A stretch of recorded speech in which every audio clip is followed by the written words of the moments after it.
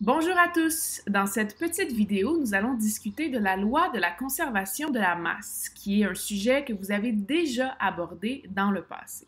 Avant d'entrer dans le cœur du sujet, quelques rappels. Donc, vous savez, lorsqu'on a une réaction chimique, on peut l'écrire sous la forme d'une équation chimique telle que montrée à l'écran présentement. Toujours à gauche, on retrouve nos molécules de réactifs, c'est-à-dire les substances que l'on va mélanger ensemble. Et à droite, on retrouve les molécules de produits. Donc, une fois avoir mélangé nos réactifs ensemble, qu'est-ce qu'on obtient comme produit?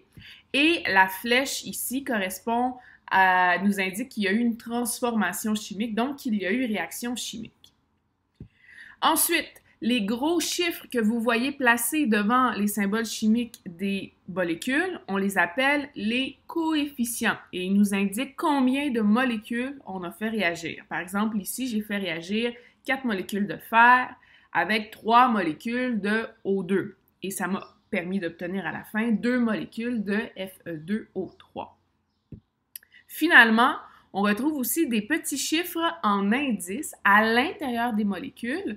Ceux-là nous donnent une information concernant la structure de la molécule et sa composition. Donc, le petit 2 à côté du symbole de l'oxygène nous indique que cette molécule-là, O2, possède 2 atomes d'oxygène qui sont liés ensemble. Si on regarde notre molécule Fe2O3, ça nous indique que j'ai 2 atomes de fer et 3 atomes d'oxygène qui composent ma molécule globale. Donc ça va être à bien garder en tête pour la suite des choses. Qu'est-ce que la loi de la conservation de la masse? Eh bien, rien ne se perd, rien ne se crée, tout se transforme. Une loi est dictée par M. Antoine de Lavoisier. Je suis certaine que vous avez déjà entendu cette phrase-là. Ce que ça veut dire, c'est qu'on ne peut pas faire disparaître de la matière, on ne peut pas non plus en faire apparaître. La matière peut tout simplement se transformer d'une forme à l'autre. Voici un exemple. Donc, je reprends la même réaction chimique que j'avais tantôt. 4Fe plus 3O2 me donne 2Fe2O3. Ce que la loi de la conservation de la masse me dit, c'est que quand j'additionne la masse des réactifs ensemble, eh bien, ça va me donner la même masse au niveau des produits. Donc, la masse des réactifs est égale à la masse des produits. C'est ce que la loi de la conservation de la masse me permet de conclure. Comme il n'y a rien qui est perdu et qu'il n'y a rien qui est créé et que tout simplement ces molécules-ci à gauche se transforment en de nouvelles molécules à droite, les masses vont rester les mêmes. Donc, prenons un exemple un peu plus concret avec des chiffres. Donc, ici, j'ai un bécher qui contient du HCl, qui contient 10 g de HCl. Et je vais ajouter dans ce bécher-là 4,5 g de NaOH. Donc, ici, cette réaction chimique-là, ça s'appelle une neutralisation acido-basique dont on va discuter un peu plus tard. Donc, je mélange les deux substances ensemble, ces deux substances de réactifs-là, et j'obtiens comme produit de l'eau, H2O, et du NaCl. Maintenant, si je fais réagir 4,5 g de NaOH et 10 g de HCl, à partir de là, je serai capable de déduire quelle va être la masse de produit qui va être obtenue à la fin. Donc, 4,5 g plus 10 g, j'ai fait réagir un total de 14,5 g de réactifs.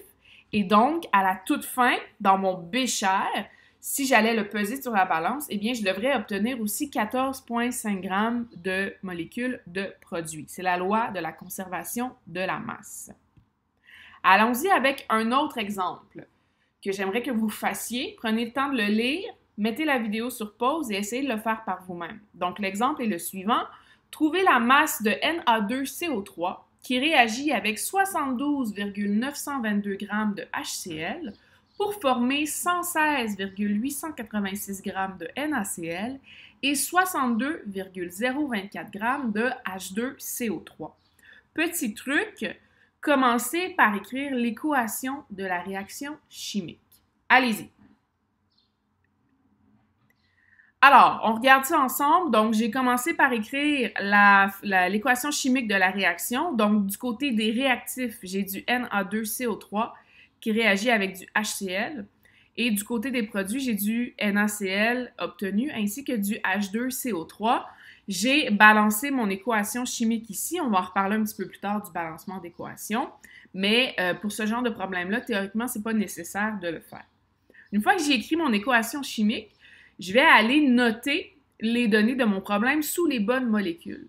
Donc, moi, je cherche la masse du Na2CO3. C'est pour ça que j'ai mis des points d'interrogation en dessous.